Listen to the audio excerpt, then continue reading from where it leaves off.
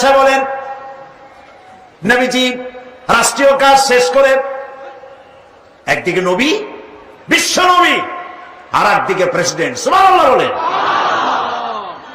সারাদিন কাজ করে ক্ষুধার্ত ক্লান্ত শ্রান্ত হয়ে ঘরের মধ্যে প্রবেশ করেছেন। আমার তখনও রান্না হয় নাই, কারণ খাবার ছিল না, জোগাড় করতে দেরি হয়েছে। ঘরে ঢুকে খাবার না পেয়ে নবীজি ভুরু কুঞ্চিত করেন নাই, চোখ মোটা করে আমার দিকে তাকান নাই, একটা ধমকও দেন নাই, বরং আমার কাছে বসে আটা বেলে অথবা তরকারি কুটে আমাকে রান্নায় সাহায্য করেছেন বিশ্ব নবী। এই ছিল রাসূলের চরিত্র। সুবহানাল্লাহ। সুপ্রিয় দর্শক, রাসূল সাল্লাল্লাহু আলাইহি সাল্লামের জীবন ছিল কোরআনের জীবন্ত প্রতিচ্ছবি।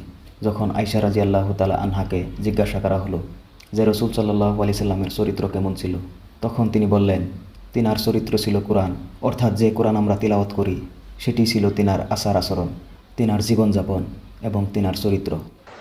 চট্টগ্রাম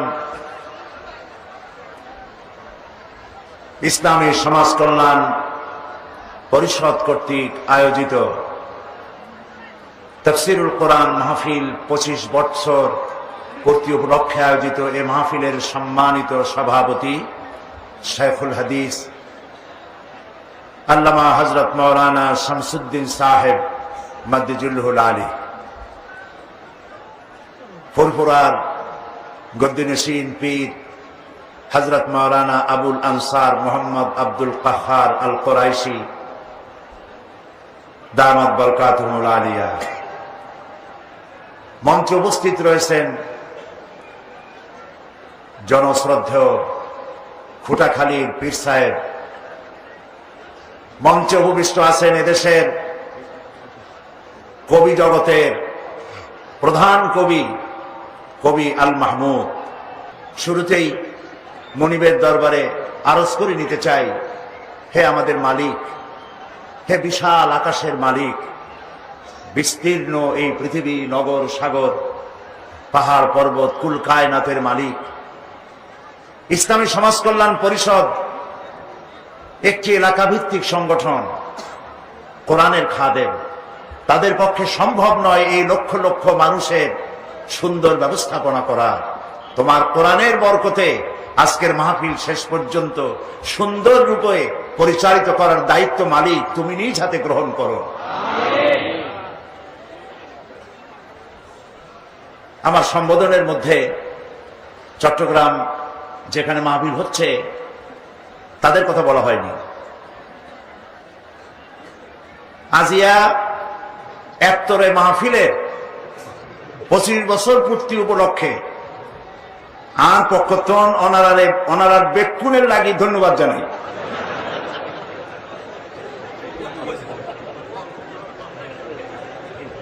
আমি আপনাদেরকে সকলকে, চট্টগ্রামবাসীকে আমার অন্তরের অন্তঃস্থল থেকে মোবারকবাদ জানাই। যারা জায়গা করে দিয়েছেন, আপনাদের প্রত্যেকের বাড়িতে মেহমান, সারা দেশের জন্য 2টা ঈদ, কিন্তু চিটাগাংয়ে 3টা ঈদ।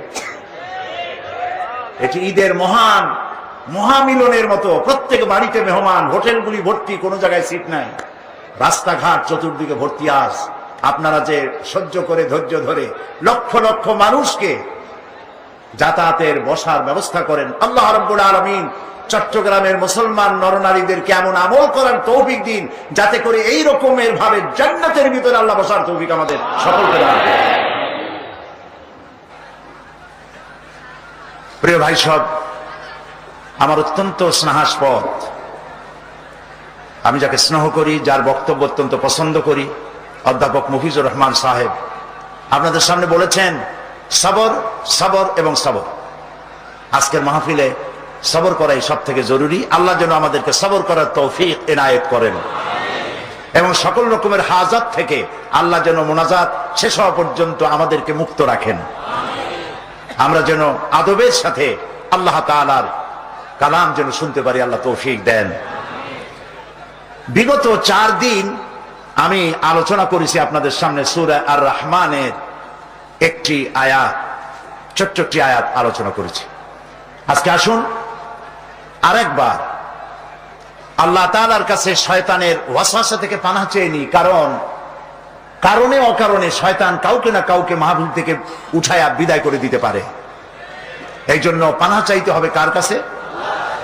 যিনি যেখানে আছেন। এবার চট্টগ্রাম তাফসীর মাহফিল যেহেতু এত বিশাল মাহফিলকে ধারণ করার ক্ষমতা সম্পন্ন মাইক চট্টগ্রামে নাই, সেই জন্য তারা হযরত মাওলানা শামসুদ্দিন সাহেব আমাকে বললেন যে এবার ঢাকা থেকে তারা মাইক এনেছেন, 136টি হর্ন তারা লাগিয়েছেন।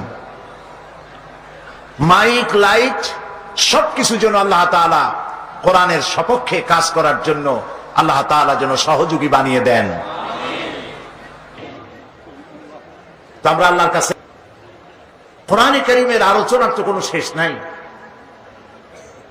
40 বছর যাবৎ কোরআনে কারীমের কথা দয়া করে আল্লাহ তারে অযোগ্য নগণ্য বান্দা দিয়ে বলাচ্ছেন, শেষ করতে পারি নাই। ছোট্ট ছোট্ট আয়াত। আর রহমান আল্লামাল কোরআন, তিনি পৃথিবীবাসীকে, তার দয়া এত বেশি, যত দয়া তিনি করেছেন তার মধ্যে মানব গোষ্ঠীর জন্য সর্বশ্রেষ্ঠ দয়া হচ্ছে তিনি কোরআন শিখিয়েছেন। এবং কোরআন মানুষকে সৃষ্টি করেছেন কোরআন শিখাবার জন্য। আল্লামাল কোরআন, খলাকাল ইনসান, মানব গোষ্ঠীকে সৃষ্টি করা হয়েছে আল্লামাল কোরআন, যাতে করে কোরআন শিখানো যায়। সুবহানাল্লাহ। আল্লাহ তাআলা তিনি দয়াবান, তিনি কোরআন শিক্ষা দিয়েছেন এবং তিনি আমাদেরকে সৃষ্টি করেছেন। খালাকাল ইনসান, কে আমাদের স্রষ্টা বলুন তো? সবাই বলুন, আল্লাহ তাআলা। আল্লাহ তাআলা কোরআনে কারীমের মধ্যে বলছেন, হাল আতা আলাল ইনসানি হিনুম মিনাদ দাহরি লাম ইয়াকুন শাইআম মাযকুরা। মানুষের উপরে কি অন্তহীন মহাকালের এমন একটি সময় অতিবাহিত হয়নি যখন সে কোন উল্লেখযোগ্য বিষয় হিসেবে পরিগণিত ছিল না। একটা সময় এমন ছিল যখন এই পৃথিবীতে আমরা আসার আগে আমাদের কোনো অস্তিত্ব ছিল না। আমাদের অস্তিত্ব দুটি ভাগে ভাগ করা ছিল। একটি ছিল পিতার নুতফার ভিতরে, আরেকটি ছিল মায়ের নুতফার ভিতরে। পৃথিবীতে আমরা আসার আগে এই অস্তিত্ব এরকম দুভাবে বিভক্ত করা ছিল এবং তা এত সূক্ষ্ম যা ক্ষুদ্রাতি ক্ষুদ্র জিনিস দেখার জন্য যে মাইক্রোস্কোপ যন্ত্র দরকার, সেই যন্ত্র এখন আবিষ্কার হলেও এই উভয়ের নুতফার ভিতরে কি পরিমাণ সন্তান সৃষ্টি হওয়ার ক্ষমতা রাখে এইটা বোঝার মতো মেশিন আজ পর্যন্ত পৃথিবীতে আবিষ্কার হয় নাই। আল্লাহ তাআলা বলছেন এই পৃথিবীতে আসার আগে তোমরা কোনো অস্তিত্ব ছিল না তোমাদের। আমি কেমনে সৃষ্টি করলাম?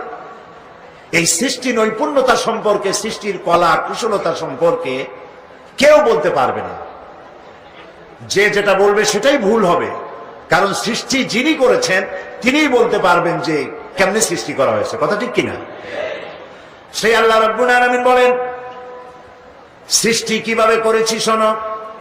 ইন্না খালাকনাকুম মিন তুরাবিন সুম্মা মিন নুতফাতিন সুম্মা মিন আলাকাতিন সুম্মা মিন মুদগা। আমি নিষ্প্রাণ মাটি দিয়ে তোমাদেরকে সৃষ্টি করেছি। নিষ্প্রাণ মাটির ভিতর থেকে যে খাদ্যের উপাদান তৈরি হলো, মা বাপ এগুলি খেলো পরে তাদের মধ্যে শক্তির সঞ্চার হলো। দুয়ের মিলনের ফলে মাতৃগর্ভে এক ফোঁটা নাপাক পানি দিয়ে সেই পানি ফোঁটাকে আমি জমাট রক্তে পরিণত করেছি।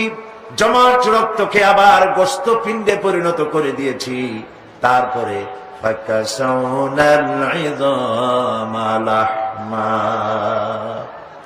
কচি কচি হাড্ডি দিয়ে একটা স্ট্রাকচার তৈরি করে, একটা হিউম্যান বডি স্ট্রাকচার তৈরি করে তার উপরে গোস্ত আর চামড়া দিয়ে ছাউনি দিয়ে সুন্দর একটি মানুষের আকৃতি আমি দিয়েছি। কোথায় দিলাম?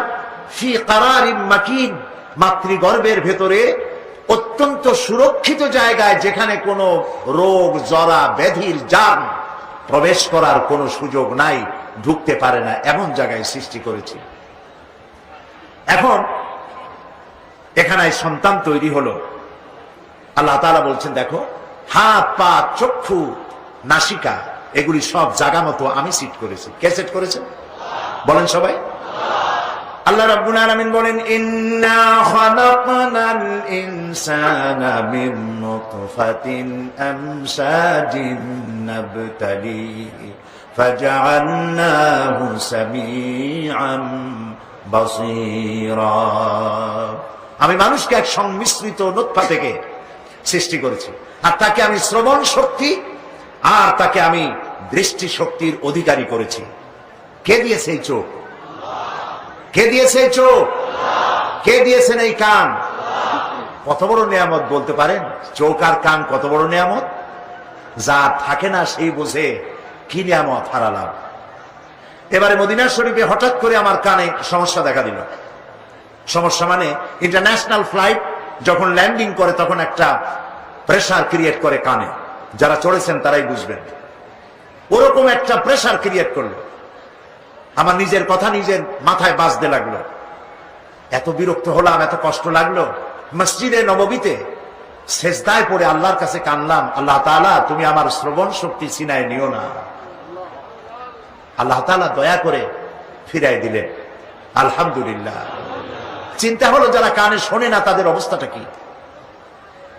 যারা কানে শুনতে পায় না, লক্ষ লক্ষ টাকার বিনিময়ে কানের শ্রবণ শক্তি অনেকেই ফিরে পায় না। আমার কাছে একটি ছেলে, আমি যেখানে থাকি, ছেলেটির নাম কি যেন? জাহিদুল ইসলাম। 2 বছর আগে কানের শ্রবণ শক্তি নষ্ট হয়ে গেছে। ছেলেও কাঁদতেছে, ছেলের বাবাও কাঁদতেছে, কিছু শুনতে পায় না। দোয়া করেন আল্লাহর কাছে, আল্লাহ তাআলা দয়া করে, তিনি কি না পারেন, তিনি যেন দয়া করে এই বাচ্চাটার কানের শ্রবণ শক্তি আল্লাহ যেন দয়া করে খুলে দেন। দুটি কান না থাকলে সেই বুঝতে পারে যে কি হারাইছে। আল্লাহ তাআলা বলেন আমি শোনার জন্য দুটি কান দিলাম, দেখার জন্য দুটি চোখ আমি দিয়েছি।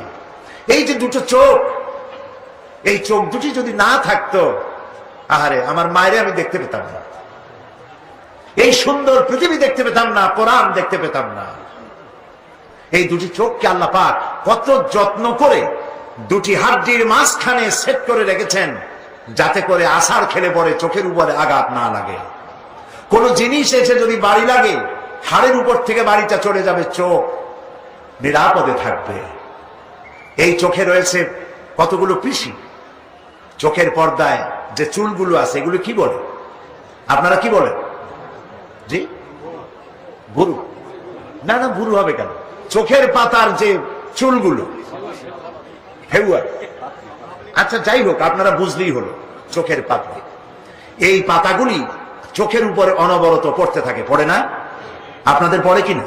ইচ্ছা করে পড়ে না অটোমেটিক পড়ে? কেন পড়ে? আল্লাহ রাব্বুল আলামিন মানুষের শোনার জন্য কান দিলেন, দেখার জন্য চোখ দিলেন। এই চোখ কোটি কোটি যার বাতাসের ভিতরে উড়ে বেড়ায়, পলিউশন উড়ে বেড়ায়, এগুলি অনবরত চোখের ভিতরে যায়, ধুলাবালি যায়। চোখটা যেন নষ্ট না হয়, এজন্য রব্বুল আলামিন চোখের ভিতরে মেডিসিন ধরনের এক প্রকারের পানি রেখে দিয়েছেন, যা প্রতি পলকে পলকে চোখের পাতা ওঠানামা করে মানুষের চোখকে আল্লাহ তাআলা ক্লিন করে দিতেছে। সৃষ্টি করে তাকে প্রতিপালন করতেছেন আল্লাহ তাআলা। মহান আল্লাহ রাব্বুল আলামিন বলেন, আলাম নাজআল লাহু আইনাইনি ওয়া লিসানান ওয়া শাফাতাইন। আমি কি তাকে দুটি চোখ আর দুটি ঠোঁট দেই নাই? একটি জিহ্বা দেই নাই? দুটি ঠোঁট যদি না থাকতো কথা বলতে পারতেন? বলেন, কথা বলতে পারতেন? পারতেন না। আল্লাহ তাআলা বলেন দুইটা ঠোঁট দিছি, দুটো চোখ দিয়েছি, আর দিয়েছি একটা জিহ্বা। একটি জিহ্বা কত স্বাদ গ্রহণ করতেছে একটা মেশিন। সুবহানাল্লাহ বলেন।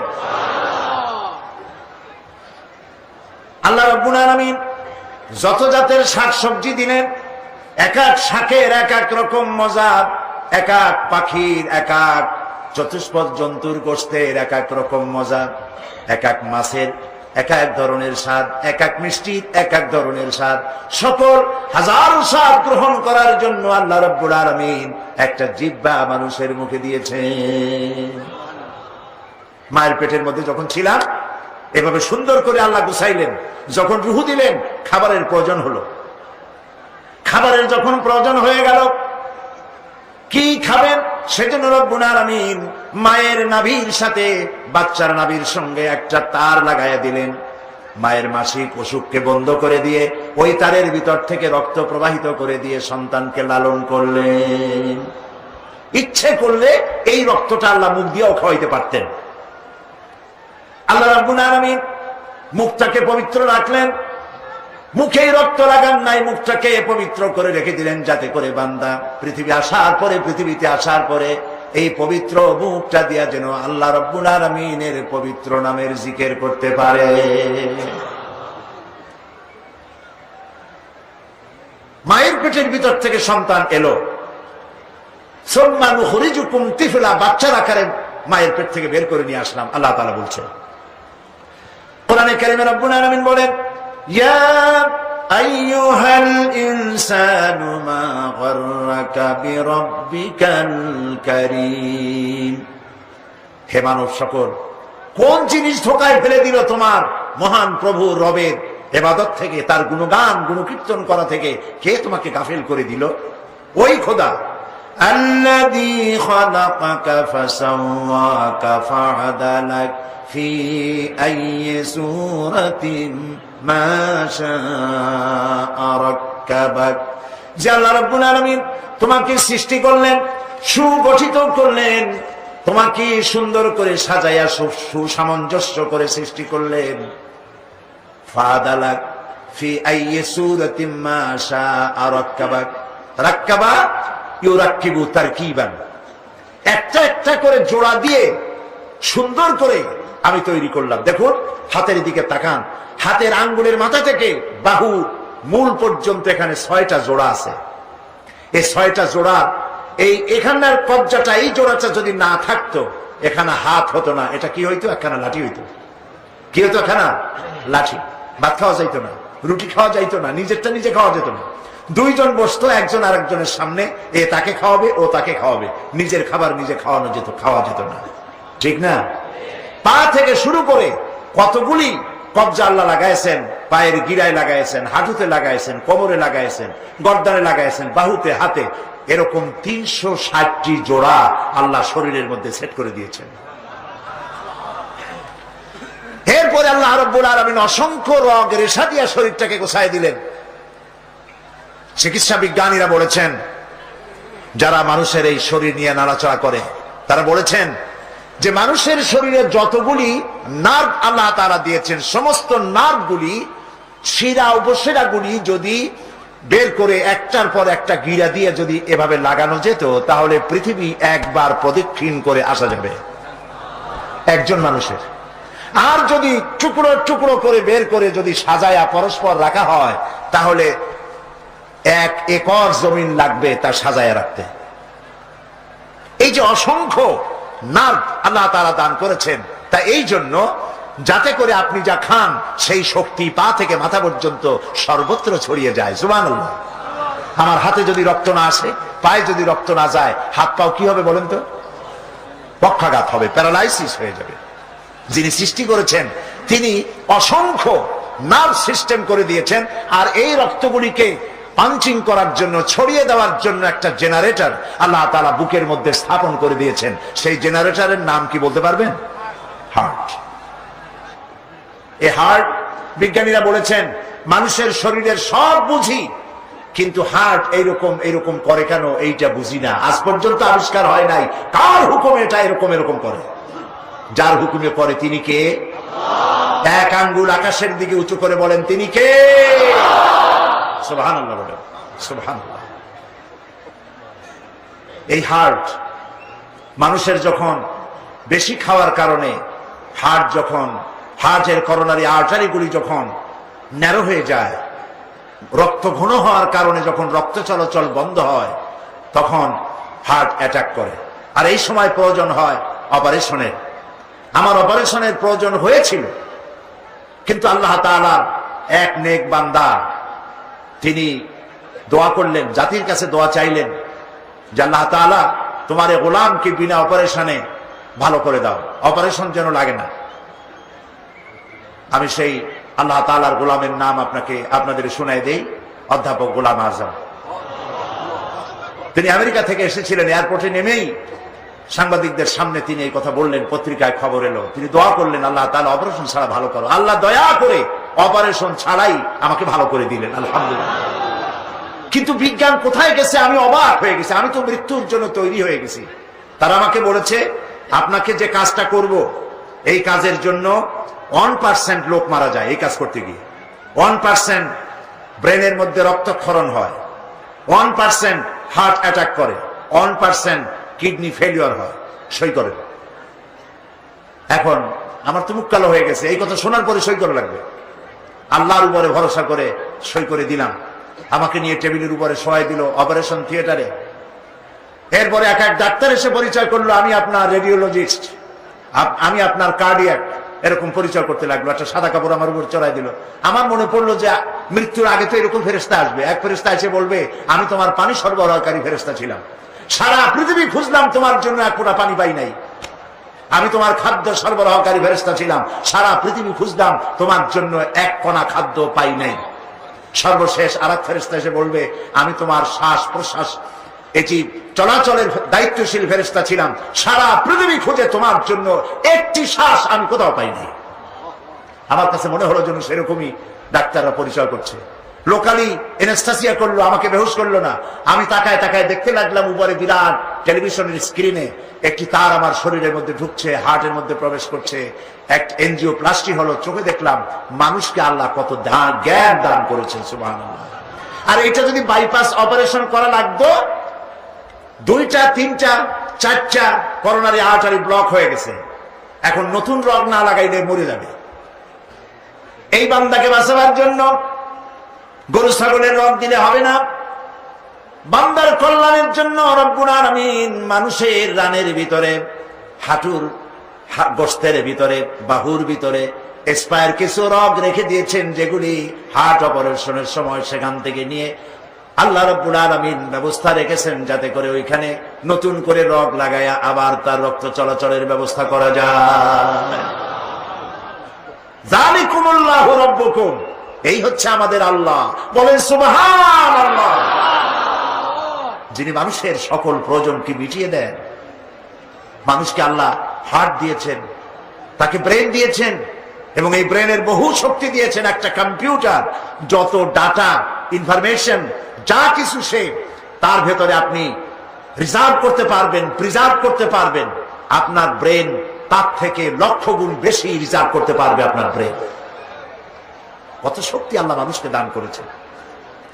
সেই আল্লাহ রাব্বুল আলামিন তিনি বলছেন, আলাম ইয়াকুনু তুফাতাম মিন মানিজ্জিন ইউমনা সুম্মা কানা আলাকাতান ফাখালাকা ফাসাওয়া ফাজআলা মিনহু যাওজাইনি যাকারা ওয়াল উনসা।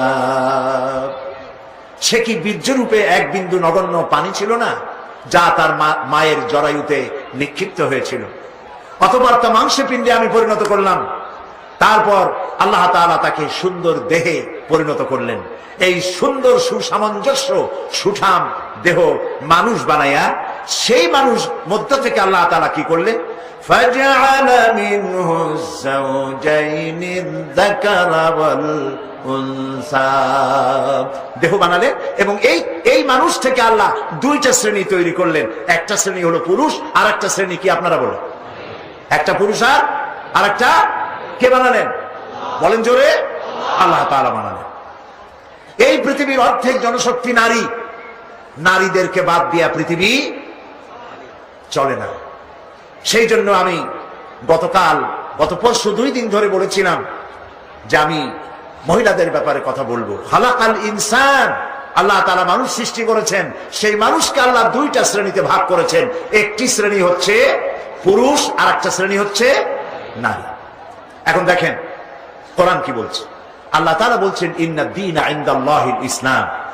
আমার কাছে কেবলমাত্র মনোনীত একটাই জীবন ব্যবস্থা, যার নাম বলেন জোরে, আরো জোরে বলে, এটার নাম হলো ইসলাম।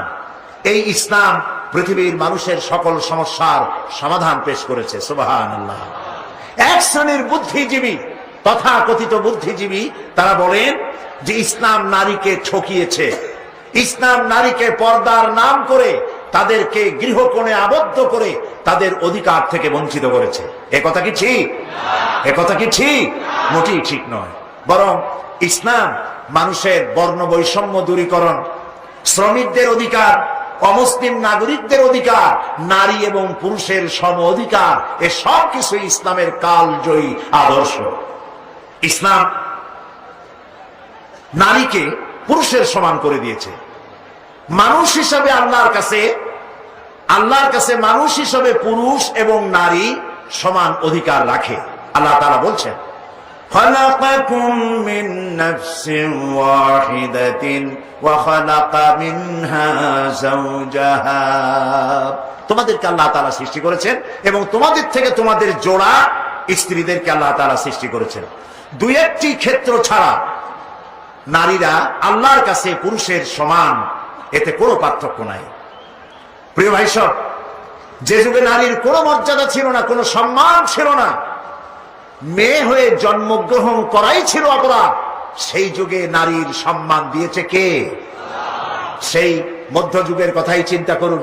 নবী করিম সাল্লাল্লাহু আলাইহি সাল্লাম যখন পৃথিবীতে এসেছেন, তখন কন্যা সন্তান জন্মগ্রহণ করা ছিল পাপ। মেয়ে হয়েছে শোনা মাত্রই তাকে আছাড় দিয়ে মেরে ফেলে দিত এবং তাদেরকে মাটির ভিতরে গর্ত করে জীবন্ত পুঁতে জীবন্ত কবর তাদেরকে করে দিত, এভাবে তাদেরকে মারত। যার কারণে আল্লাহ তাআলা কোরআনে কারিমে বলেছেন, বিআইয়ি যামবিন কুতিলা, কোন অপরাধে এই বাচ্চা সন্তানগুলিকে, কন্যাদেরকে মারা হচ্ছে। প্রিয় ভাই সব, হাদিস শরীফে এসেছে, বনু তামিম গোত্রের সরদার কায়েস বিন আসেম বলে এক লোক নবী করিম সাল্লাল্লাহু আলাইহি ওয়াসাল্লামের কাছে ইসলাম কবুল করার জন্য এসেছেন। আল্লাহর নবী তাকে বললেন, সে যখন স্বেচ্ছায় ইসলাম কবুল করার জন্য এসেছে, নবীজি বললেন, পড়ো লা ইলাহা ইল্লাল্লাহু মুহাম্মাদুর রাসূলুল্লাহ। জোরে পড়েন, লা ইলাহা ইল্লাল্লাহ, লা ইলাহা ইল্লাল্লাহ, লা ইলাহা ইল্লাল্লাহু মুহাম্মাদুর রাসূলুল্লাহ। লোকটি কালেমা পড়ে সে কাঁদতেছিল। রাসূল প্রশ্ন করলেন, তুমি কাঁদছো কেন? লোকটি বলছে, আমি ইসলাম তো কবুল করেছি, কিন্তু আমি জীবনে যত গুনাহ করেছি তা কি ক্ষমা হয়েছে? আল্লাহর নবী বললেন, তুমি যখন মনে প্রাণে বিশ্বাস করে মুখে যখনই উচ্চারণ করেছো লা ইলাহা ইল্লাল্লাহু মুহাম্মাদুর রাসূলুল্লাহ, এই কালেমা উচ্চারণের সঙ্গে সঙ্গে আল্লাহ রাব্বুল আলামিন তোমার তামাম জিন্দেগীর গুনাহ খাতা মাফ করে দিয়েছেন। লোকটি তারপরেও কাঁদছে। রাসূল জিজ্ঞেস করলেন, এর পরেও তুমি কাঁদো কেন? সে বলছে, আমি কাঁদছি এই কারণে, ইয়া রাসূলুল্লাহ, আমি যে অন্যায় করেছি এই অন্যায় তো মাফ হওয়ার কথা না, আমি আমার বিবেক দংশনে আমি কাঁদছি। কি অন্যায় করেছো? লোকটি বলল, ইয়া রাসূলুল্লাহ, আমার স্ত্রী ছিল গর্ভবতী, আমি তাকে গর্ভ অবস্থায় বাড়ি রেখে ব্যবসা করতে গেলাম। বহুদিন পর বাড়ি ফিরলাম, স্ত্রী আমাকে খবর দিল যে একটি মরা সন্তান হয়েছে, আমি তাকে ফেলে দিয়েছি। বাস, ঘটনা সেখানে শেষ। কিন্তু বছর 2-3 পরে আমি দেখতে পেলাম আমার ঘরের মধ্যে একটি সুন্দরী ফুটফুটি একটি মেয়ে দৌড়দৌড়ি করছে। আমি জিজ্ঞেস করলাম, বউ, এই মেয়েটি কার, কোত্থেকে এসেছে? বউ বলল, সেদিন মিথ্যে কথা বলেছিলাম, মেয়ে হয়েছে শুনলে তুমি মেরে ফেলবে, সেই জন্য আমি দূরের এক আত্মীয় বাড়িতে তাকে লালন পালন করেছি। আজ সে একটু বড় হয়েছে, আশা করি তুমি তাকে দেখলে পরে তুমি তাকে মারতে পারবে না। হে রাসূল, এই বাচ্চাকে দেখে আমি বুকের সাথে জড়ায় ধরলাম, আদর করলাম, এত সুন্দর মেয়ে আমার হয়েছে। কিন্তু কিছুদিন পরে আমার মাথায় জাহালাত চারা দিয়ে উঠলো। আমি ভাবলাম, এই মেয়ে কিশোরী হবে, তরুণী হবে, যুবতী হবে, তারপরে তাকে তো বিয়ে দিতে হবে। আর বিয়ে দিলে পরে আমি হলাম এই এলাকার নেতা, আর এই আরেক জায়গায় বিয়ে দিলে সেই বাড়ির উঠান ঝাড় দেবে, রান্না করে খাওয়াবে, কাপড় চোপড় ধুয়ে দেবে, আমার তো আর ইজ্জত বাঁচবে না। আমি তখন বউকে বললাম, বউ আমার এই মেয়েটাকে একটু সাজায় দাও, একটু বেড়ায় নিয়ে এসে। মেয়েটাকে সাজায় দেওয়া হলো, আমি তাকে নিয়ে চললাম, বউ সরল বিশ্বাসে আমার কাছে দিয়ে দিল। আমি চলতে লাগলাম, আমি আগে যাই আর মেয়েটা পেছনে পড়ে যায়, আব্বা আব্বা করে দৌড়ায় কাছে আসে, আবার সামনে দৌড়িয়ে মেয়ে চলে যায়, আব্বা আব্বা করে আবার পেছনে এসে আমাকে জড়িয়ে ধরে। এমনি করতে করতে আমরা চলে গেলাম এক নির্জন পাহাড়িয়া এলাকায়। গিয়ে সেইখানে আমার চাদরের ভিতর থেকে আমি শাবল জাতীয় অস্ত্র বের করে মাটি খনন করতে লাগলাম। গর্ত খনন করছি, মাটি এসে আমার গায়ে লাগছে, আমি ঘেমে যাচ্ছি। মেয়েটা এসে আমার দাড়ি থেকে ধুলাবালি সরায়, আমার জামা থেকে ধুলাবালি সরায়, আর বলে, আব্বা তুমি এত কষ্ট করতেছো কেন? সে জানে না যে আমি তার জন্য কবর খনন করছি। যখন গর্ত খনন করা হয়েছে, এরপরে আমি মেয়েটার হাত পা বাঁধা শুরু করলাম। মেয়েটা বুঝতে পেরেছে যে আমি তাকে মেরে ফেলবো। মেয়ে আমার কেঁদে কেঁদে বলতে শুরু করলো, বাবা আমাকে মেরো না, আমি তোমাকে বাপ বলে তোমাকে সমাজে লজ্জা দিব না, শরম দিব না, আমাকে মেরো না।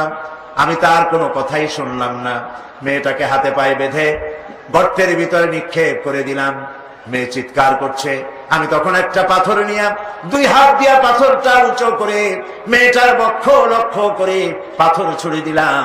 মেয়ের বুকটা ফেটে গেল, রক্ত ফিনকি দিয়া উঠলো উপরের দিকে, আর একটি মাত্র আওয়াজ শুনতে পেলাম, আব্বা।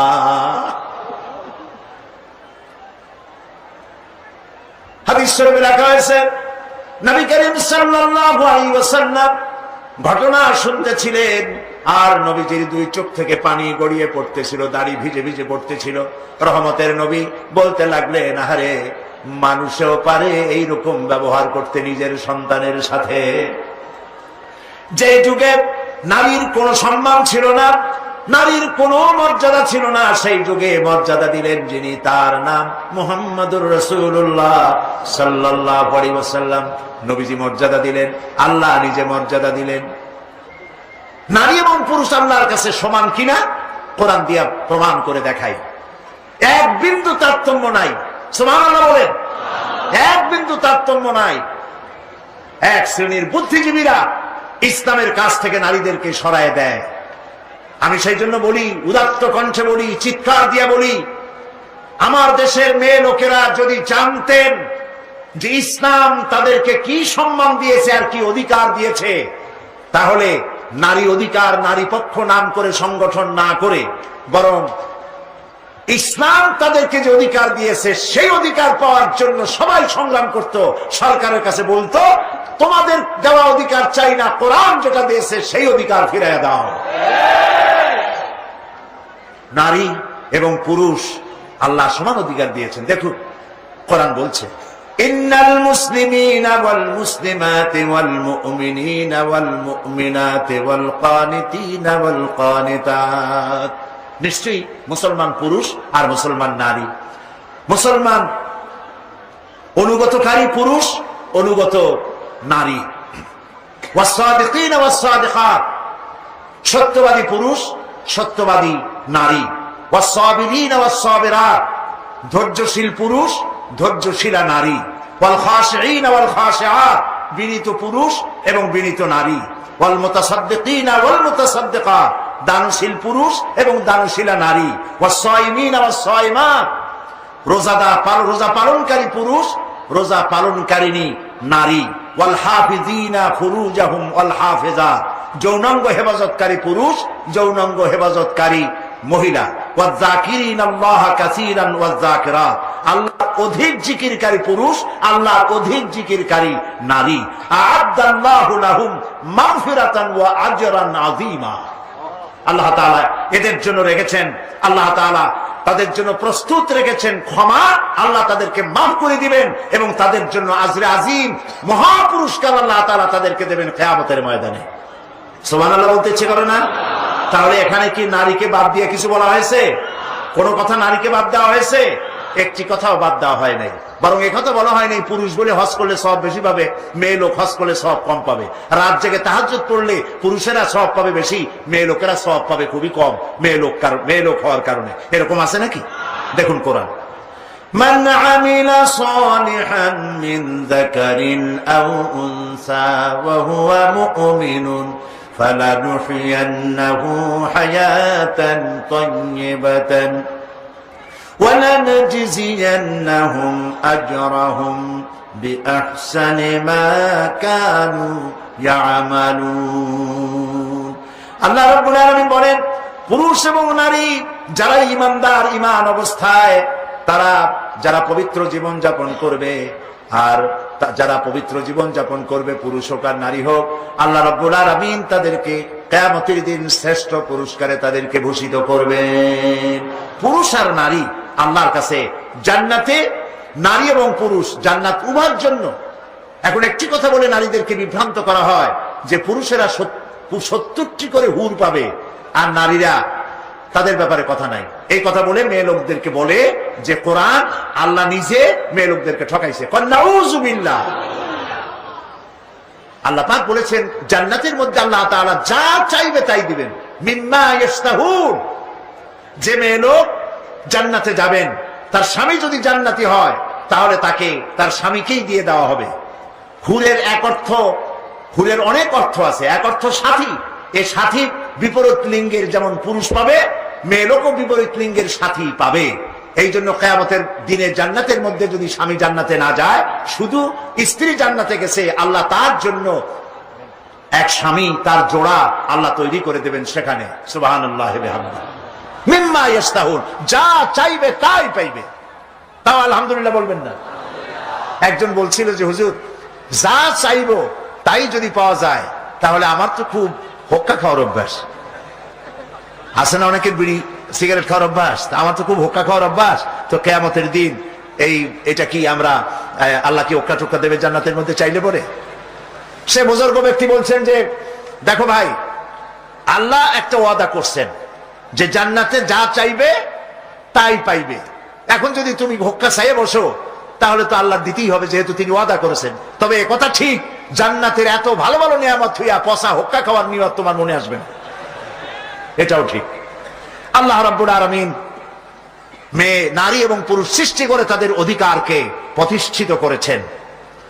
এক শ্রেণীর কবি সাহিত্যিকরা তারা নারী এবং পুরুষের মাঝে বিরাট দেওয়াল সৃষ্টি করেছেন এবং রীতিমতো অধিকার আদায়ের নামে পুরুষের বিরুদ্ধে যুদ্ধ ঘোষণার ব্যবস্থা করেছে। অথচ পুরুষ আর নারী পরস্পরের শত্রু নয়, বন্ধু। পুরুষ আর নারী পরস্পর কি? পুরুষ আর নারী পরস্পর কি? এ বন্ধুকে আমি বানাইলাম না। والمؤمنون والمؤمنات بعضهم أولياء بعض يأمرون بالمعروف وينهون عن المنكر। আল্লাহ পাক বলেন মুমিন পুরুষ আর মুমিনা নারী এরা পরস্পরের বন্ধু। এরা মানুষকে অন্যায় কাজ থেকে দুহাতে ফিরায় আর ভালো কাজের আদেশ করে। প্রিয় ভাই সব, একজন নারী, একটা মেয়ে লোক পৃথিবীতে যখন আসে তখন তার জীবনে 3টা স্তর হয়। বলেন তো কয়টা স্তর? 3টা। ভালো করে লক্ষ্য করুন। প্রথমে সে হয় কন্যা, কন্যা হিসাবে সে নারী। এরপরে যৌবন পাওয়ার পর যখন বউ হয় তখন বধূ হিসাবে নারী। এরপরে সে মা হয় তখন মা হিসাবে নারী। নারীর জীবনের এই 3টি স্তর, আর কোন স্তর নাই। এই 3টি স্তরে ইসলাম কি দিয়েছে বুদ্ধিজীবীরা কান খাড়া করে তারা শুনুক। দুনিয়ার মানুষ কি দিয়েছে আর ইসলাম কি দিয়েছে। প্রিয় ভাই সব, আল্লাহর নবী বলেন একটি ঘরে যখন একটি কন্যা সন্তান প্রসব করে নারী, ওই ঘরের ভিতরে একটা রহমতের ফেরেশতা আগমন করে। রহমতের ফেরেশতা এসে বলে, আসসালামু আলাইকুম ইয়া আহলাল বাইত, হে ঘরের গৃহবাসীরা, তোমাদের উপরে আল্লাহর রহমত বর্ষিত হোক।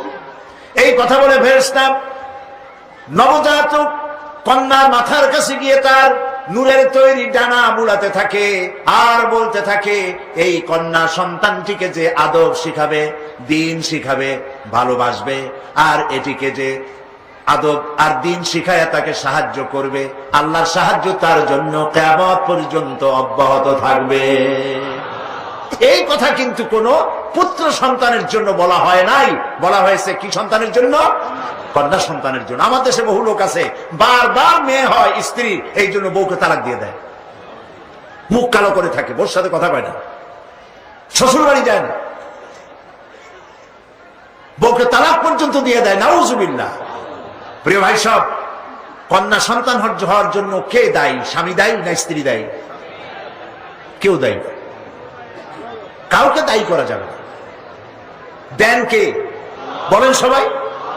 কোরআনে কারিমে আল্লাহ রাব্বুল আলামিন বলেছেন, আমি কাউকে কন্যা সন্তান দেই, পুত্র সন্তান দেই না, কাউকে পুত্র সন্তান দেই, কন্যা সন্তান দেই না, কাউকে কন্যাও দেই, পুত্রও দেই, কাউকে কিছুই দেই না। ইন্নাল্লাহা আলা কুল্লি শাইইন কাদির। সমস্ত জিনিসের উপরে ক্ষমতা রাখেন কে? আল্লাহ রাব্বুল আলামিন। নবী করিম সাল্লাল্লাহু আলাইহি ওয়াসাল্লাম বলছেন, মান আলা জারিয়াতাইন হাত্তা তাবলুগা জা ইয়াউমাল কিয়ামাতে আনা ওয়া হুয়া কাহাতাইন ওয়া দাম্মা আসাবিহু। রাওয়াহু মুসলিম। মুসলিম শরীফের হাদিস। নবীজি বলেন, কেউ যদি দুই কন্যার পিতা হয়, শুনতেছেন কথা, কেউ যদি দুই কন্যার পিতা হয় আর কন্যা দুটিকে যদি লালন পালন করে, স্নেহ করে, আদব করে, দিন শিখায়, ঈমান শিখায়, তাহলে ওই দুই কন্যার পিতা আর আমি মুহাম্মদ সাল্লাল্লাহু আলাইহি ওয়াসাল্লাম জান্নাতের ভিতরে পাশাপাশি অবস্থান করব। সুবহানাল্লাহ। এরকম একটি হাদিস পুত্র সন্তানের জন্য নাই। রাসূলুল্লাহ সব পুত্র সন্তান ইন্তেকাল করেছিলেন, একজনও ছেলে বেঁচে নাই। ছিল বেঁচে? আল্লাহ রাব্বুল আলামিন দেখেন কোরআনে বলছেন, মা কানা মুহাম্মাদুন আবা আহাদিন মির রিজালিকুম ওয়ালাকিন রাসূলুল্লাহি ওয়া খাতামান নাবিয়্যিন। মুহাম্মদ সাল্লাল্লাহু আলাইহি ওয়াসাল্লাম তোমাদের কোন পুরুষদের পিতা নন। কথার হিকমত দেখেন। মুহাম্মদ সাল্লাল্লাহু আলাইহি ওয়াসাল্লামের ছেলে ছিল না? বলেন ছিল না ছেলে? আল্লাহ তাআলা বলছেন যে মা কানা মুহাম্মাদুন আবা আহাদিন মির রিজালিকুম, মুহাম্মদ সাল্লাল্লাহু আলাইহি ওয়াসাল্লাম তোমাদের কোন পুরুষদের পিতা না, কিন্তু ছেলে তো হয়েছিল। কিন্তু ছেলে মারা গেছে তুহুলিয়াতে, বাচ্চা অবস্থায়, রেজাল পর্যন্ত পৌঁছায় নাই, পুরুষ হওয়া পর্যন্ত, যেখানে রাজুল বলা হয় সেই রাজুল হওয়া পর্যন্ত পৌঁছায় নাই, তিফলের হালতে মারা গেছে। আল্লাহর কথা কত হিকমাতানা হাকিমানা আন্দাজের কথা। তোমাদের কোন পুরুষের পিতা তিনি নন। ছেলেরা সব মারা গেল, বেঁচে ছিল কারা? গোটা হাদিস গ্রন্থ সব তালাশ করুন, সমস্ত সন্তান মারা যাওয়ার পরেও একদিন, ছেলে সন্তান মারা যাওয়ার পরে নবীজি একদিনের জন্য হাত তুলে বলেন নাই, রব্বুল আলামিন আমার ছেলেগুলি তুমি নিয়ে গেছো, দয়া করে একটা ছেলে আমারে দাও। দোয়া করলে কবুল হইতো না? আরে ভাই কথা কন না কেন? নবীজির কি হাত তোলা লাগে? না না, হাত তুলে মোনাজাত করা লাগে না, মুখ দিয়ে বলা লাগে না। আমার নবী তো সেই মাকামের নবী, মনে এরাদা করতে দেরি আছে, মঞ্জুর হতে দেরি নাই। তিনি মক্কা শরীফ থেকে হিজরত করে মদিনা মুনাওয়ারায় এসেছেন, নামাজ পড়তেছেন বাইতুল মাকদাসের দিকে ফিরে, কিন্তু মন চায় কিবলার দিকে, কাবা শরীফের দিকে, মক্কা শরীফের দিকে নামাজ পড়ার জন্য। সেজন্য মন চায়, সেজন্য হাত উঁচা করেন না, মুখ দিয়েও বলেন না, মাঝে মাঝে আকাশের দিকে তাকান আর মনে মনে ভাবেন জিবরাইল যদি এরকম একটা আয়াত নিয়ে আসতো। জোহরের নামাজ পড়তেছিলেন নবীজি, 2 রাকাত নামাজ পড়া হয়ে গেছে, তাশাহুদ পড়তেছিলেন, এমন সময় হযরতে জিবরাইল আলাইহিস সালাম নাজিল হয়ে গেলেন। সুবহানাল্লাহ, কি শানওয়ালা, বরকতওয়ালা, ইজ্জতওয়ালা নবী। দুনিয়ার সব নবীকে বলা হয়েছে ওহী আনার জন্য অমুক পাহাড়ে যাও, অমুক ওহী আনার জন্য অমুক গাছের কাছে যাও। জিবরাইল কারো কাছে এসে দেয় নাই, ওহী আনার জন্য নবীদের যাওয়া লাগছে। মুহাম্মদ সাল্লাল্লাহু আলাইহি ওয়াসাল্লামকে কোনোদিন বলা হয় না ওহী আনার জন্য যান। নবীজি হযরত আয়েশার ঘরে আরাম ফরমাচ্ছেন, ওহীর প্রয়োজন হয়েছে, সেখানে ওহী নাজিল হয়ে গেছে। জিহাদের ময়দানে উটের পৃষ্ঠে, ঘোড়ার পৃষ্ঠে আছেন, ওহীর প্রয়োজন হয়েছে, সেখানেই নাজিল হয়েছে। নবীজি যেখানে ওহী সেখানে নবীজি নামাজ পড়ে তাশাহুদ শেষ করেছেন, 3য় রাকাতে দাঁড়াবেন জোহরে। এমন সময় হযরত জিবরাইল নাজিল হয়ে ওহী অবতীর্ণ করলেন, قد نرى تقلب وجهك في السماء। ও নবী, আমি লক্ষ্য করছি আপনি বারবার আমার আকাশের দিকে তাকাচ্ছেন, আপনি মুখ ফুটে বলছেন না, আপনার মন চাচ্ছে মক্কা শরীফে কিবলার দিকে, কাবা শরীফের দিকে ফিরে নামাজ পড়ার জন্য মন চাচ্ছে। আপনার ইরাদা পুরো হয়ে গেছে, নামাজের বাকি কিবলার দিকে, মক্কার দিকে ফিরে আদায় করুন। জোহরের বাকি 2 রাকাত তিনি আবার মক্কা শরীফের দিকে পড়লেন। এই মসজিদ আজও আছে এবং দুইটা কিবলা, দুইটা মেহরাব সেই মসজিদে, এই জন্য নাম হয়েছে মসজিদে কিবলাতাইন। যারা দেখেন নাই, আজকের এই কোরআনের মাহফিল থেকে দোয়া করি, আল্লাহ দয়া করে এই মসজিদ দেখাইও, দয়া করে তোমার বাইতুল্লাহ দেখাইও, তোমার ঘর দেখাইও, তোমার নবীর রওজার কিনারে গিয়ে সালাম দেওয়ার তৌফিক দিও বাবু। প্রিয় ভাই সব, রাসূলুল্লাহ যদি দোয়া করতেন, আল্লাহ আমার একটা ছেলে দাও, ছেলে হয়ে যেত, ঠিক না? কিন্তু তিনি দোয়া করেন নাই। ছেলে মেয়ে তিনি উভয়কে ভালোবেসেছেন এবং কন্যা সন্তানের গুরুত্ব আল্লাহ বেশি দিয়েছেন, রাসূলুল্লাহ বেশি দিয়েছেন, কোরআন হাদিস নারীর গুরুত্ব সব থেকে বেশি দিয়েছেন। প্রিয় ভাই সব, নবী করিম সাল্লাল্লাহু আলাইহি ওয়াসাল্লাম নিজের কন্যাকে এত ভালোবাসতেন, কোন জায়গায় যাওয়ার সময় সকলের শেষে হযরত ফাতেমা রাদিয়াল্লাহু তাআলা আনহাকে বলে যেতেন, আর কোন দিক থেকে আসলে সকলের আগে হযরত ফাতেমার সঙ্গে তিনি দেখা করতেন, সবার আগে। হাদিস শরীফে এসেছে, একবার নবী করিম সাল্লাল্লাহু আলাইহি ওয়াসাল্লাম মুখ মলিন করে বসে আছেন, সাহাবায়ে কেরাম নবী করিম সাল্লাল্লাহু আলাইহি ওয়াসাল্লামের সঙ্গে কথা বলতে সাহস পাচ্ছে না কেউ। কিছুক্ষণ পরে তিনি উঠে গেলেন হযরত আলীর ঘরে, আরো কিছুক্ষণ পরে তিনি ঘর থেকে বেরিয়ে এলেন হাসি খুশি মেজাজ নিয়ে। সাহাবায়ে কেরাম ভরসা পেলেন, বললেন, ইয়া রাসূলুল্লাহ, আমরা তো কিছুই বুঝতে পারি নাই, কথা বলতেও সাহস পাই নাই, আপনার চেহারার অবস্থা এরকম ছিল, আমরা ভয় পেয়ে গেছি। আবার হযরত ফাতেমার ঘরের থেকে ফিরে এসে আপনার সুন্দর চেহারা, আবার হাসি খুশি হয়েছে, কারণ কি বুঝলাম না। নবী করিম সাল্লাল্লাহু আলাইহি ওয়াসাল্লাম বলছেন, ওদের মধ্যে একটু মনোমালিন্য হচ্ছিল আর আমি খুব কষ্ট পাচ্ছিলাম। ওদের মধ্যে, বুঝতে পেরেছেন, হযরত ফাতেমা এবং আলীর মধ্যে। নবী করিম সাল্লাল্লাহু আলাইহি ওয়াসাল্লাম বলছেন, আমি ভিতরে গেলাম, দুজনকে মিটমাট করে দিয়ে আসলাম, এখন তারা হাসি খুশি, আমার তাই খুশি ফিরে আসছে। ফাতেমাকে আমি ভালোবাসি, ফাতেমা আমার কলিজার টুকরা, ফাতেমাকে যে কষ্ট দেয় সে মুহাম্মদ সাল্লাল্লাহু আলাইহি ওয়াসাল্লামকে কষ্ট দেয়। সুবহানাল্লাহ। প্রিয় ভাই সব, আল্লাহ তাআলা কন্যা হিসেবে নারীর এই মর্যাদা দিয়েছেন। এবার এই কন্যা আস্তে আস্তে বড় হয়ে বধূতে পরিণত হয়ে যায়, আর যখন বধূ হলো তখন আল্লাহ কি বলছেন দেখেন, ওয়ামিন আয়াতিহি আন খালাকা লাকুম মিন আনফুসিকুম আজওয়াজান লিতাসকুনু ইলাইহা ওয়া জাআলা বাইনাকুম মাওয়াদ্দাতান ওয়া রাহমা। আল্লাহ তাআলা বলেন, আল্লাহর অসংখ্য নিদর্শনের ভিতরে এটাও নিদর্শন যে তিনি তোমাদের থেকে তোমাদের জোড়া, তোমাদের স্ত্রীদেরকে সৃষ্টি করেছেন এই জন্য, লিতাসকুনু ইলাইহা, যাতে করে তাদের কাছে তোমরা তোমাদের মনের প্রশান্তি খুঁজে পাও, আর তোমাদের উভয়ের মধ্যে আমি ভালোবাসা আর করুণা সহৃদয়তার সৃষ্টি করি। লক্ষ্য করুন, এখানে আল্লাহ তাআলা বলছেন, ওয়া জাআলা বাইনাকুম মাওয়াদ্দা ওয়া রাহমা, প্রথমে ভালোবাসা, তারপরে দয়া। যখন এই ভালোবাসাটা আল্লাহ দিয়ে দিলেন, মনে করেন ছেলে হলো ঢাকা, মেয়ে হলো চট্টগ্রামের। চট্টগ্রামের মেয়ে শুটকি খুব পছন্দ করে, কিন্তু ঢাকার ছেলে শুটকি পছন্দ করে না। ঢাকার ছেলে বলে আমার কাপড় কোথায়, আর চিটাগাংয়ের মেয়ে বলে আর খড় দে। এটা সমস্যা হয়ে গেল না? কথা তো মিলল না, ভাষায় মিল নাই, কথায় মিল নাই, রুচিতে মিল নাই, ঘন্টায় ঘন্টায় মারামারি হওয়ার কথা, কিন্তু মারামারি হয় না। ওয়া জাআলা বাইনাকুম মাওয়াদ্দা, আল্লাহ বলেন আমি ভালোবাসা সৃষ্টি করে দিছি। সুবহানাল্লাহ, কইতে ইচ্ছে করে না? এই ভালোবাসা হয় বিশেষ এক উদ্দেশ্যকে কেন্দ্র করে, এই ভালোবাসার সৃষ্টি হয়।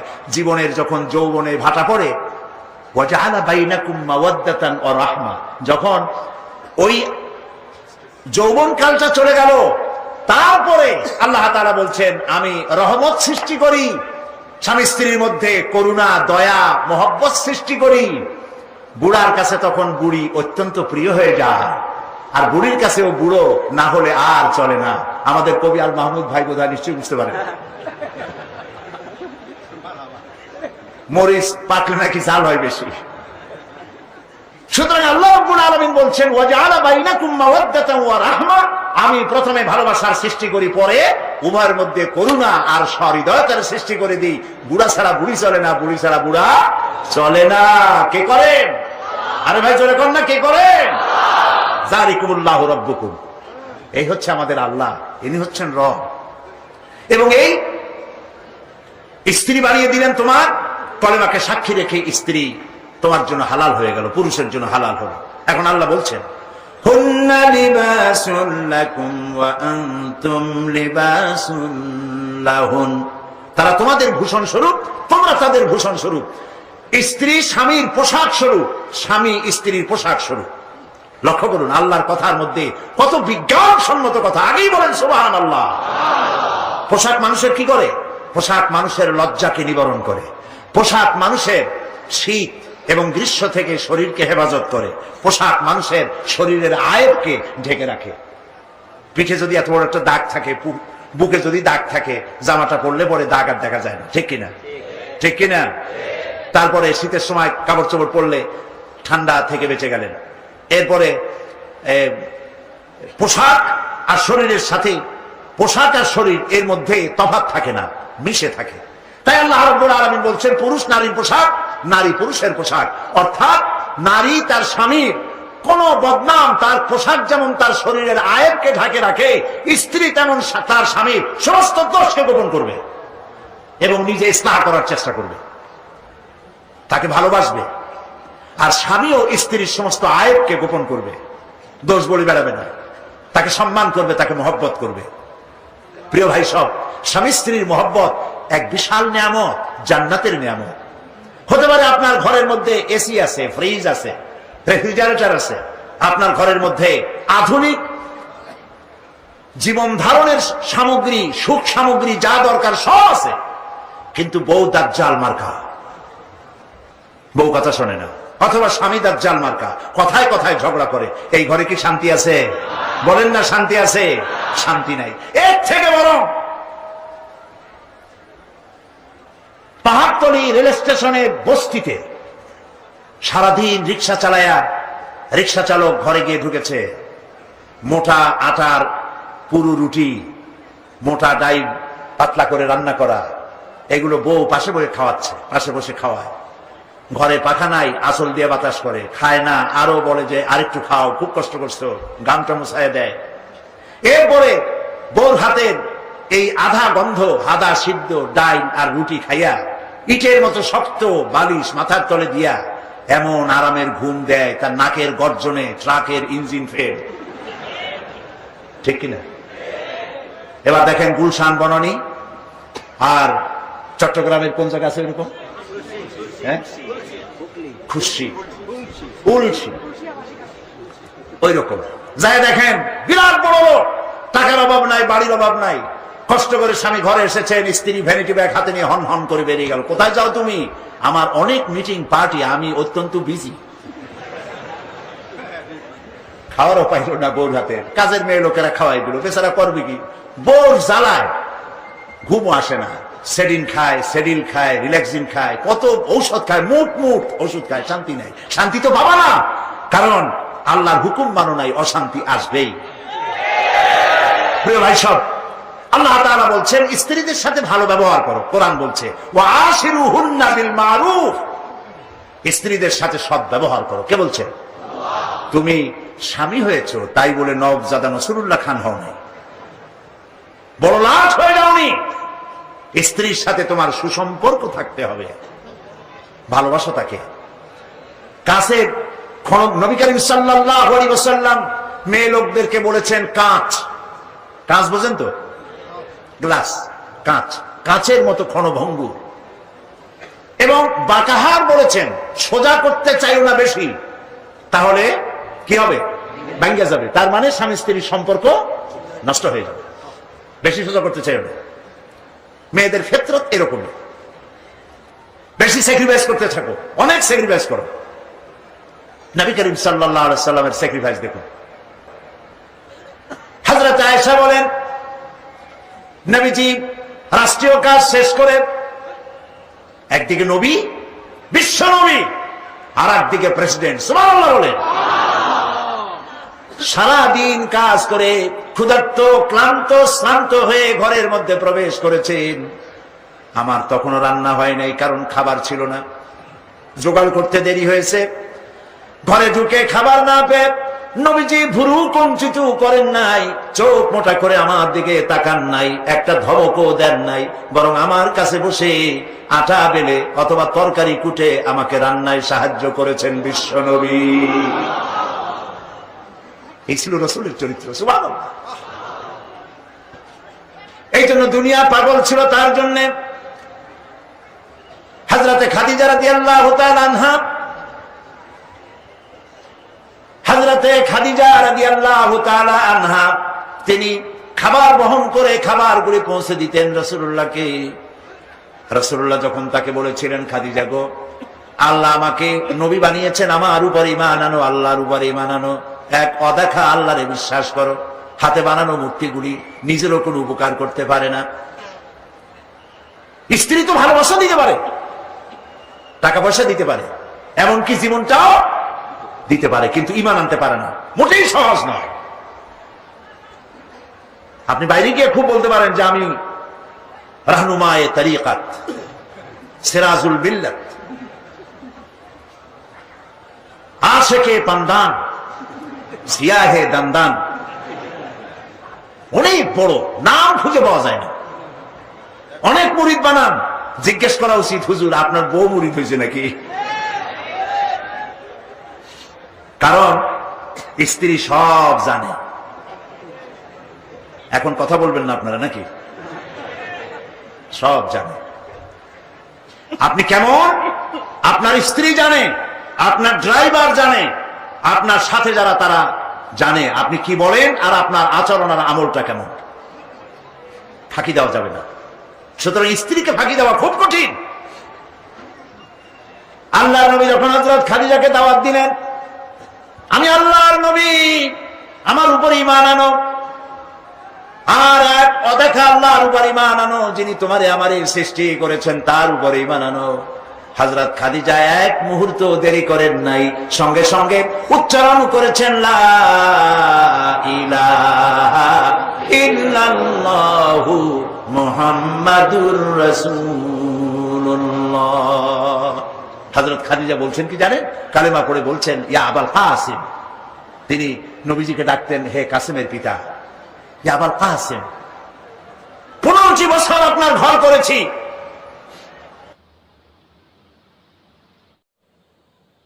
নবী করিম সাল্লাল্লাহু আলাইহি সাল্লাম বলেছেন আল্লাহর আকাশের নিচে জমিনের উপরে খাদিজার মতো উত্তম মহিলা আর নাই।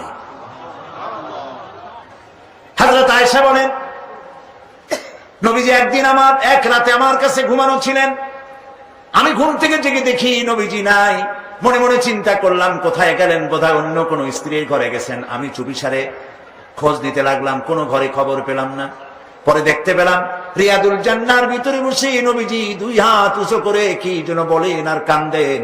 আমি পিছনে গিয়ে হাত তুললাম, শুনতে পেলাম নবীজি মুনাজাত করতে করতে এক পর্যায়ে গিয়ে বলছেন রব্বুল আলামিন, কিয়ামতের ময়দানে যেদিন বাপ তার সন্তান হারায় ফেলবে, মা তার সন্তান হারিয়ে ফেলবে, সন্তান মায়ের চিনবে না, ওই দিন ওই কঠিন হাসরের ময়দানে আমি যেন আমার খাদিজারে হারায় না যাই। মোনাজাত শেষে হযরত আয়েশা বলছেন ইয়া রাসূলুল্লাহ, এই একটা বুড়ির বিয়ে করছিলেন, 25 বছর বয়সে 40 বছরের বুড়ি, এই বুড়ির কথা এখনো আপনার মনে জাগে? এর থেকে ভালো কুমারী মেয়ে তো আপনি বিবাহ করেছেন। নবীজির মুখখানা মলিন হয়ে গেল। আল্লাহর নবী বলেন আয়েশা, খাদিজা সম্পর্কে এমন কথা জীবনে কোনোদিন তুমি আমার সামনে আর এরকম বলো না। কারণ হলো তোমরা সবাই আমার সুদিনের স্ত্রী, আর খাদিজা আমার এমন সময়ের স্ত্রী যখন মক্কা নগরীতে মুহাম্মদের পা রাখার জায়গা ছিল না। সমস্ত সম্পদ উজাড় করে দিয়েছে আমার জন্য, ইসলামের জন্য। না খেয়ে থেকেছে রাতের পর রাত, দিনের পর দিন। আরবের সব থেকে ধনশালিনী নারী, সমস্ত সম্পদ উজাড় করে দিয়েছেন আল্লাহর দ্বীনের জন্য। হযরত আয়েশা বলেন, আমাদের ঘরের ভিতরে তেমন গোশত রান্না বান্না খুবই কম হতো, আধপেটা অনাহারে অর্ধাহারে আমাদের দিন চলতো। যেদিন কোনো ভাগ্যক্রমে কোনো গোশত আসতো অথবা কোনো ছাগল দুম্বা জবাহ হতো, নবীজি গোশতগুলি ভাগ করে স্ত্রীদের ঘরে ঘরে দিয়া নিজে একটা পটলার ভিতরে কয়েক টুকরা গোশত নিয়ে মদিনার রাস্তায় ঘুরে বেড়াতেন। খাদিজার কোনো বান্ধবী পাওয়া যায় নাকি? খাদিজার কোনো আত্মীয়া, কোন বান্ধবী পাওয়া যায় নাকি? প্রিয় ভাই সাহেব, নবী করিম সাল্লাল্লাহু আলাইহি ওয়াসাল্লাম স্ত্রীদেরকে ভালোবাসতেন। হাদিস থেকে শোনাচ্ছি। হযরত আয়েশা কুমারী মেয়ে, তাকে বিয়ে করেছেন নবী করিম সাল্লাল্লাহু আলাইহি ওয়াসাল্লাম। গভীর রাত, চাঁদনি রাত, আধো আধো জ্যোৎস্না প্লাবিত রাত, নবীজি বলছেন আয়েশা চলো আমরা একটু পায়চারি করে আসি। মরুভূমির ভিতরে গিয়ে বললেন ওই যে একটা জিনিস দেখা যায়, চলো তো দৌড় মারি, কে আগে যায় দেখা যায়। বিশ্বনবী স্ত্রীর মনোরঞ্জনের জন্য দৌড় প্রতিযোগিতা করতেছেন, তাও সুবহানাল্লাহ করতে ইচ্ছে করে না। দৌড়াইয়া হযরত আয়েশা রাদিয়াল্লাহু তাআলা আনহা তিনি আগে চলে গেলেন, রাসূলুল্লাহ পিছনে পড়ে গেলেন। হযরত আয়েশা খুব আনন্দ করলেন, দেখলেন আপনি কিন্তু দৌড়ে আমার সাথে পারলেন না। বাস এর কয়েক বছর পর আরেকদিন এইভাবে দৌড়ের প্রতিযোগিতা হলো রাতের বেলায়। আজকে হযরত আয়েশা বলছেন ওই দিনের তুলনায় আমার শরীরটা স্থূল হয়ে গেছে, আমি একটু মুটিয়ে গেছি। দৌড়াইয়া আমি পিছনে পড়ে গেলাম, রাসূল আগে উঠে গেলেন। আমি হাঁপাতে হাঁপাতে যখন নবীজির কাছে গিয়ে দাঁড়িয়েছি, রাসূলুল্লাহ তাবাসসুম মুস্কি হেসে আমার দিকে তাকিয়ে বলছেন আয়েশা ওই সেই দিনের প্রতিশোধ আজ নিলাম। সুবহানাল্লাহ, সুবহানাল্লাহ। কিসের ইউরোপ, কিসের আমেরিকা, ইসলামী সভ্যতার জুতার কাছেও দাঁড়াতে পারবে না তারা। ওরা আজকে কি বলে, বিশ্ব কি দিবস, নারী দিবস পালন করে। বিশ্ব নারী দিবস, বিশ্ব মাতৃ দিবস, বিশ্ব ভালোবাসা দিবস। বিশ্ব ভালোবাসা দিবস ওদের দরকার, যাদের সারা বছরে কোনো ভালোবাসা নাই তাদের জন্য একটা দিন ভালোবাসার বনিতা করা লাগে। আমার লাগে না, কারণ আমার জন্মই হয়েছে ভালোবাসার মধ্য দিয়ে। আর দ্বীন ওয়ান নাসিহা, ইসলাম মানেই হলো ভালোবাসা। সুবহানাল্লাহ, ইসলাম মানেই হচ্ছে ভালোবাসা। আমার জন্য আলাদা কোনো ভালোবাসা দিবসের দরকার নেই। ওই সেই ৯৭-তে ওই হুজুররা যখন ক্ষমতায় ছিলেন সেই সময় বিশ্ব ভালোবাসা দিবস পালন করতেছে। কি ভালোবাসা দিবস? কলেজ বিশ্ববিদ্যালয়ের ছাত্র ছাত্রীরা সরোয়ার্দী উদ্যানের গাছের গোড়ায় বসে গেছে, সব জোড়ায় জোড়ায় বাকবাকুম পায়রা। বিশ্ব ভালোবাসা। এক মন্ত্রী ঢাকা বিশ্ববিদ্যালয়ের টিএসসি মিলনায়তনে বক্তৃতা করলেন, বিশ্ব ভালোবাসা দিবসে আজ আমি ঘোষণা করতে চাই বিল ক্লিনটন মনিকা প্রেম অমর হোক। মন্ত্রী বললেন, আমি পার্লামেন্টে ধরলাম তাকে, বললাম মাননীয় স্পিকার, বিল ক্লিনটন তার মেয়ের বয়সী মনিকার সাথে যে কাজটা করেছে সে কাজের জন্য বিল ক্লিনটন নিজেই অনুতপ্ত। টিভি এবং রেডিওর মাধ্যমে গোটা জাতির কাছে ক্ষমা চেয়েছে। আর হিলারির পাও রাতের বেলায় কতবার ধরেছে হিলারি আর তিনিই জানেন। যে অপরাধের জন্য তিনি নিজে অনুতপ্ত, সেই অপরাধের বিষয়টা নিয়ে একটা মন্ত্রী কতটা চারিত্রিক দিক থেকে হীনমন্য হলে ছাত্রছাত্রীর সামনে বলতে পারে বিল ক্লিনটন মনিকা প্রেম অমর হোক। বললাম মাননীয় স্পিকার, একদিকে নাচুনে বুড়ি, আরো যদি পায় ঢোলের বাড়ি, তাহলে অবস্থাটা কোথায় গিয়ে দাঁড়ায়? আমার দেশে, মুসলমানদের দেশে বিশ্ব ভালোবাসা দিবসের কোনো প্রয়োজন নাই। বিশ্ব নারী দিবস পালন করা, বিশ্ব কন্যা দিবস পালন করা ওদের দরকার, যার দেশের নারীর কোনো মর্যাদা নাই, যেখানে কন্যার কোনো মর্যাদা নাই, যেখানে মাতৃত্বের পিতৃত্বের মর্যাদা নাই, সেখানে প্রয়োজন। আমার দেশে প্রয়োজন নাই। দিবস পালন করতে করতে এখন কিসব দিবস পালন করতেছে। কালকের পত্রিকায় দেখলাম বিশ্ব পায়খানা দিবস। আমি জানি না আপনারা বিশ্বাস করবেন কিনা, আমার নিজের চোখ দিয়ে দেখছি, নিজের চোখ দিয়ে দেখছি। পত্রিকাটার নাম আমি নিলাম না, এটা জঘন্য পত্রিকা, এখন বুঝে নিতে পারে। বিশ্ব পায়খানা দিবস, নওজুবিল্লাহ, মানে তালাশ করে পায় না, করবে কি? এরপরে দেখলাম ঢাকায় দেওয়ালে লেখা বিশ্ব চিন্তা দিবস। তো বিশ্ব চিন্তা দিবসের এটার থিমটা কি, করবেটা কি? তো যারা আয়োজক তারা বললো যে আমরা ওই বিশ্ব চিন্তা দিবসে রাস্তার মোড়ে মোড়ে বসে চিন্তা করব যে আদৌ কোনো ব্যাপারে আমরা চিন্তা করতেছি কিনা। নওজুবিল্লাহ। সম্মানিত দর্শক, যে আগুন সাইদি সাহেব জ্বালিয়ে গিয়েছিলেন তা কিন্তু নিভে যায়নি, সেই আলো আজও জ্বলছে আমাদের হৃদয়ে। বন্ধুরা, সত্যের এই আলো যাতে কখনো নিভে না যায়। সুপ্রিয় দর্শক, আপনাদের যদি আমাদের চ্যানেলের ভিডিওগুলো ভালো লাগে তাহলে একটি লাইক দিন, শেয়ার করুন, হলে সাবস্ক্রাইব করে আমাদের পাশেই থাকুন। আসসালামু আলাইকুম ওয়া রাহমাতুল্লাহ।